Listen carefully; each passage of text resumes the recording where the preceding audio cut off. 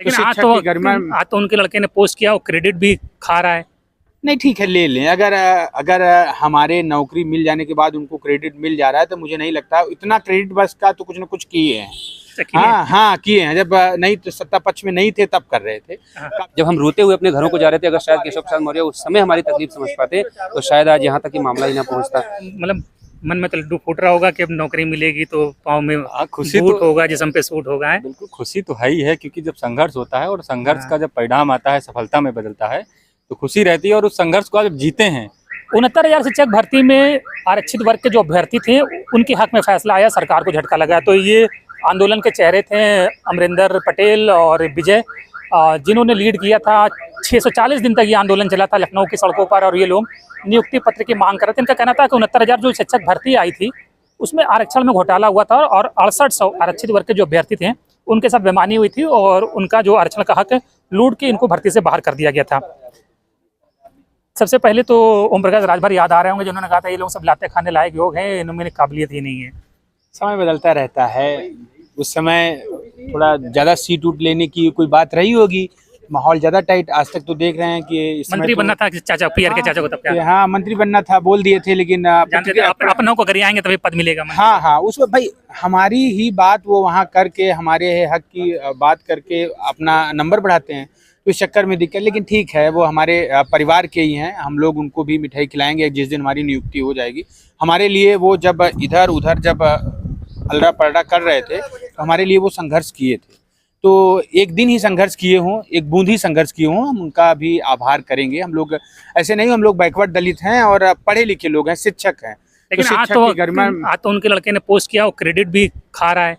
नहीं ठीक है, ले लें। अगर हमारे नौकरी मिल जाने के बाद उनको क्रेडिट मिल जा रहा है तो मुझे नहीं लगता इतना क्रेडिट बस का, तो कुछ ना कुछ किए हैं। हाँ किए हैं। जब नहीं तो सत्ता पक्ष में नहीं थे तब कर रहे थे। काफी कोशिश किए थे नई मुख्यमंत्री से मुलाकात कराएं, लेकिन वही है ना कि किसका कितना कद है, वो जब आप सत्ता के बाहर रहते हैं तब नहीं। अभी जो फैसला आ गया है, क्या लग रहा है? अभी अब राह बहुत आसान है, लग रहा है ऐसा? नहीं, आसान तो नहीं है। संघर्ष है, संघर्ष हमेशा रहेगा। और सरकार सुप्रीम कोर्ट चली गई तब? नहीं, सरकार सुप्रीम कोर्ट चली जाएगी तो हम ये भी बता दें कि सरकार बैकवर्ड दलित विरोधी अभी जो थोड़ा बहुत दिख रहा है, इसके बाद एक भूचाल आएगा जिसको सरकार नहीं झेल पाएगी। अब हम लोग एकदम फॉर्म में हैं, चूंकि अब हमारे साथ कोर्ट है। अगर इनको हमें बैकवर्ड दलित या फिर सत्ता विरोधी कहा जाए या फिर विरोधी पार्टियों के एजेंट कहा जाएगा, तो अब कोर्ट को भी इनको कहना पड़ेगा। तो अब हमारे साथ कोर्ट का आदेश है, तो अब ये नहीं कह पाएंगे। हमें हमारा हक दो, हमें हमारी नेतागिरी जो हम लोग ये धरना दे रहे हैं, ये सब हमारा, ये एक छोटी सी नौकरी दे करके हमारे सारे ये तिकड़म बिकड़म बंद कर सकते हैं। अखिलेश यादव ने ट्वीट किया कि हम निगाह बनाएंगे कि आगे बेईमानी ना होने पाए, इसको हम लेकर नहीं, वॉच डॉग की भूमिका में। के पूर्व मुख्यमंत्री रहे हैं, उनके अधिकारी हैं, उनके पास सिस्टम है, वो रखेंगे। और सही बात, बैकवर्ड दलित हैं। अब अगर बैकवर्ड दलित के हक अधिकार की बात, हक अधिकार के लूटने की बात होगी तो हर कोई रखेगा। विपक्ष किस लिए होता है? वो हमेशा अखिलेश यादव जी ने सदन में रहा, जब विधानसभा में थे बहुत दमदारी से आवाज़ उठाई थी, हमेशा सोशल मीडिया पे और हर तरीके से मदद करते रहे हैं। तो ऐसा नहीं है, सत्ता पक्ष में चाहे अनुप्रिया पटेल हों, आशीष पटेल हों, हर तरीके से, लेकिन किसी की बात सुनी जा रही है, किसी की बात नहीं सुनी है। ओम प्रकाश राजभर जी की आप बात किए थे, उन्होंने भी बहुत कोशिश किया। हाँ, तो जो जिस स्तर पे है वो कर रहा है। अब नहीं मिल पा रहा था, हाँ, चूंकि लोग एक बात कह के निकल जाते थे कि मामला सब जुडिस है और कोर्ट में है। तो अब भैया वो भी मामला खत्म हो चुका है। कोर्ट ने भी कह दिया है, राष्ट्रीय पिछड़ा वर्ग आयोग की रिपोर्ट ने भी कह दिया है, योगी आदित्यनाथ जी ने एक कमेटी बैठाई थी, उस कमेटी ने भी कह दिया, योगी आदित्यनाथ खुद मान लिए, शिक्षा मंत्री इनके पूर्व मान लिए। अब किसकी बात की देरी है भाई? अगर उत्तर प्रदेश में मुख्यमंत्री की बात नहीं मानी जा रही है, मुख्यमंत्री के बाद भी सरकार के बैठे अधिकारी अगर कर रहे हैं, तो हम भैया माननीय मुख्यमंत्री जी से कहेंगे कि किसी दूसरे को, हमारे पिछड़े दलित वर्ग के मुख्यमंत्री को बना दें। हो सकता है वो हमारी बात दबाव बना के रखे। केशव प्रसाद मौर्य जी बहुत दमदारी से कह रहे हैं और मैं धन्यवाद करूंगा केशव प्रसाद मौर्य। जब हम लोग मिले, हमेशा हम लोग का हौसला बढ़ाया। ये बात उन्होंने कही कि हम आपकी लड़ाई लड़ रहे हैं, हाँ, जितना हमारा पावर है, जितना मेरी हैसियत है, उससे मैं अधिक आपकी लड़ाई लड़ रहा हूँ, न्याय दिलाऊंगा। बिल्कुल। विजय भाई, आप इधर आ जाओ। आप थोड़ा, बहुत बड़ी मार पड़ी आप लोगों को, धरना प्रदर्शन हुआ, कैसा रहा 640 दिन का ये आंदोलन? देखिए, 640 दिन का आंदोलन तो वो एक संख्या नहीं बचा था। एक ऐसा भी समय आया जब लोकसभा चुनाव की आचार संहिता लग गई, तो हम लोग आज अपने अपने घरों को जा रहे थे, तो ये अंदाजा लगाने में जुटे थे कि 640 दिनों में हमने क्या पाया और क्या खोया। उसमें हमने एक चीज जो नोटिस की कि आज जिनकी आवाजें निकल रही हैं, अगर शायद उस समय वो बोल पाते, जब हम रोते हुए अपने घरों को जा रहे थे, अगर शायद केशव प्रसाद मौर्य उस समय हमारी तकलीफ समझ पाते, तो शायद आज यहाँ तक कि मामला ही ना पहुँचता। और अभी मैं सुन रहा था, आप ओम प्रकाश राजभर की बात कर रहे थे, तो मुझे याद है एक बार उन्होंने कहा था कि 69,000 शिक्षक भर्ती में योगी आदित्यनाथ ने पिछड़ों का अधिकार लूट लिया। अब केशव प्रसाद मौर्य अगर बोलेंगे तो बीजेपी उनकी जुबान काट लेगी। तो अब हमें सिर्फ ये देखना है केशव प्रसाद मौर्य ने बोल तो दिया है, अब उनकी जुबान बचती है कि नहीं बचती है, ये देखने वाली बात गाँव है। में क्या माहौल था? आप लोग जब यहाँ धरना प्रदर्शन करते तो लौट के गाँव में जाते थे, गाँव वाले क्या मतलब साथ देते थे कि मजा लेते थे?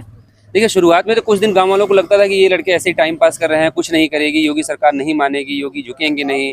लेकिन धीरे धीरे जब हमारा संघर्ष लंबा होता गया तो दो पक्ष वहाँ पे मिले। एक पक्ष ऐसे थे जो गंभीरता से सोचते थे कि हमारे बच्चे कितने परिश्रम से वहाँ पे मेहनत कर रहे हैं, एक टाइम का खाना खा रहे हैं, खुले आसमान के नीचे सो रहे हैं, इतनी भीषण ठंड में जब घर के अंदर, रजाई के अंदर मतलब जो है नहीं रह पा रहे हैं आदमी, वहाँ हमारे लोग वैसे एक चद्दर के सहारे पड़े हुए हैं। तो दोनों तरह के लोग मिले वहाँ पे। कुछ लोग ऐसे थे जिनकी सहानुभूति थी, कुछ ऐसे भी थे जो मजाक बनाते कहते थे कुछ नहीं होना है, कोई नहीं सुनेगा, ये सब फालतू की वहाँ ये लोग नौटंकी कर रहे हैं, कुछ नहीं होना है। हर ढंग के लोग वहाँ पे मिलते थे। ठीक है अजय भाई, क्या नाम आपका? कृष्णचंद्र। केशव कृष्णचंद्र। कृष्णचंद्र। अब तो मतलब मन में तो लड्डू फूट रहा होगा कि अब नौकरी मिलेगी तो पाँव में खुशी बूट तो होगा, जिस्म पे सूट होगा है। बिल्कुल खुशी तो है ही है, क्योंकि जब संघर्ष होता है और संघर्ष का जब परिणाम आता है, सफलता में बदलता है, तो खुशी रहती है। और उस संघर्ष को जब जीते हैं, उसके बाद सफलता जब चखते हैं, तो उसकी एक अलग मजा होती है। मौसम भी देखो बिल्कुल खुश है तुम लोगों की जीत से है। बिल्कुल मौसम, दिखाओ क्योंकि जरा भाई, देखिए आसमान देखो। प्रकृति जो होती है वो देख रही होती है, सब कुछ देखती है। आपका संघर्ष भी देखती है और आपके साथ हो रहे अत्याचार को भी देखती है। और जब भी परिणाम आता है तो उसका, अब देखिए मौसम ऐसा बना हुआ है, वो भी कह रहा है कि नहीं, हाँ आप लोगों के साथ अच्छा हुआ है। और मुझे लगता है कि प्रदेश सरकार इस बात को जान रही है कि पिछड़े दलित अब जो है बैठने वाले नहीं हैं।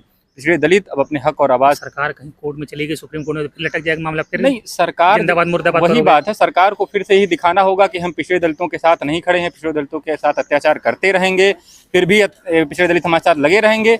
तो हो सकता है कि वो अपना ये टैग लगातार लगाने के लिए बनी रहे, नहीं तो हमें नहीं लगता कि सरकार में शामिल पिछड़े दलित अब अपनी जो मजबूती है, मजबूती के साथ आवाज उठाने में कोई कोर कसर छूटेंगे। और नहीं, हमें लगता कोई कमी नहीं छोड़नी चाहिए।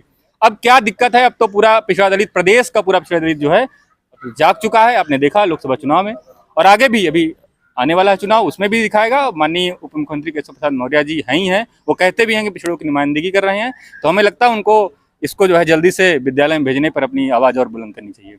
चलो बहुत बहुत मुबारक भाई, बहुत साफ आपको भी, आप भी हमारी आवाज बने रहे, लगातार आपने आवाज उठाई, इसके लिए आपको भी बहुत बहुत धन्यवाद। क्योंकि हर संघर्ष है, एक निवेदन हम लोगों का ये है कि ओम प्रकाश राजभर जी के पास एक बार आप दोबारा जाइए। बहुत मानते हैं आपको, आजकल बहुत नाराज है हमसे। कोई नाराजगी नहीं, इस समय बहुत खुश हो जाएंगे क्योंकि उनके बच्चों का भला हो गया। उनसे कहिएगा कि जिन बच्चों को आप कह रहे थे लात खाने लायक हैं, उन बच्चों ने कहा है कि हमारे पर लात पड़े ना पड़े, लेकिन ये लात खाकर भी हम अपना हक अधिकार वापस लेंगे। हमारी और पहली मिठाई हम लोग ओम प्रकाश, हमारी कोई नाराजगी उनसे नहीं है, माननीय मंत्री जी से कोई नाराजगी नहीं है। हम चाहेंगे कि आप ही जो है उनकी बात को लेके हम लोगों को शामिल लेके आए थे। हम आपसे रिक्वेस्ट कर रहे हैं, निवेदन कर रहे हैं कि एक बार जरूर उनसे हमारी मतलब पीड़ा को बताइए कि बच्चे जीत गए हैं, अब उनके लिए कुछ आप करिए अपनी तरफ से। बिल्कुल हम प्रयास करेंगे, और आप सबको बहुत बहुत शुभकामनाएं अपने लड़ाई, और जल्दी आप लोगों को नियुक्ति पत्र मिले। बहुत बहुत मुबारकबाद भाई साहब, सबको धन्यवाद।